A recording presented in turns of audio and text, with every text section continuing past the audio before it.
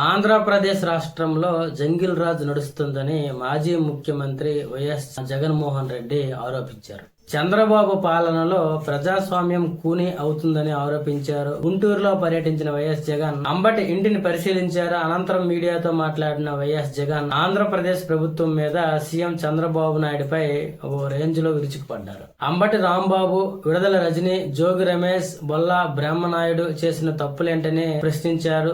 ఎల్లకాలం ఇదే ప్రభుత్వం ఉండదన్నారు జగన్. అదే విధంగా వచ్చేది తమ ప్రభుత్వమేనని అన్నారు. అలాగే ఇలాంటి చర్యలతో భయపడతామనుకుంటే చంద్రబాబు అంత మూర్ఖుడు ఉండడని ఆయన కీలక వ్యాఖ్యలు చేశారు. దేవుడంటే చంద్రబాబుకి భక్తి భయం రెండూ లేవన్నారు జగన్. అలాగే తిరుమల నెయ్యిలో జంతువుల కొవ్వు కలిసిందన్న కుట్రపూరితమైన తప్పుడు ప్రచారం చేశారన్నారు. అలాగే తిరుమల ప్రతిష్టతను దెబ్బతీసేలా ఉద్దేశపూర్వకంగా తప్పుడు ప్రచారం చేశారని మండిపడ్డారు.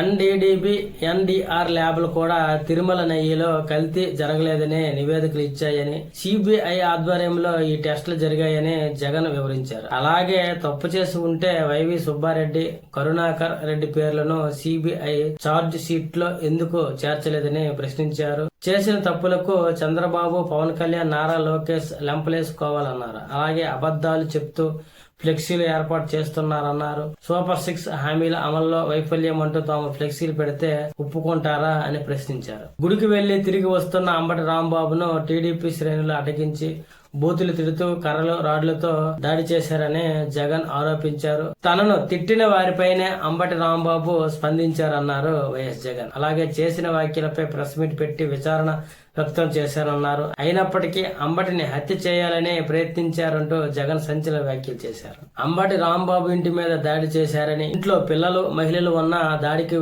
పాల్పడ్డారని జగన్ ఆరోపించారు. పోలీసుల సమక్షంలోనే ఇంటిని ధ్వంసం చేశారని, 5 కార్లను పగలగొట్టారని తెలిపారు. ఇంత జరుగుతున్న పోలీసులు అక్కడ చూస్తూనే ఉన్నారని వైఎస్ జగన్ మాట్లాడారు. అలాగే అంబటి రాంబాబు అరెస్ట్ చేసి దాడులు చేసిన వారిని మాత్రం స్టేబుల్ బెయిల్ ఇచ్చి వదిలేశారని ఆరోపించారు. జోగి రమేష్ ఇంటి మీద అదే తరహాలో దాడి చేశారని ఆరోపించారు. దాడులు చేస్తే చూస్తూ ఊరుకోమని వైఎస్ జగన్ రాష్ట్ర వ్యాప్తంగా బంద్కు పిలుపునిస్తామని, 3 ఏళ్లలో తమ ప్రభుత్వం వస్తుందని, అందరి లెక్కలు తేలిస్తామంటూ వైఎస్ జగన్ వార్నింగ్ ఇచ్చారు.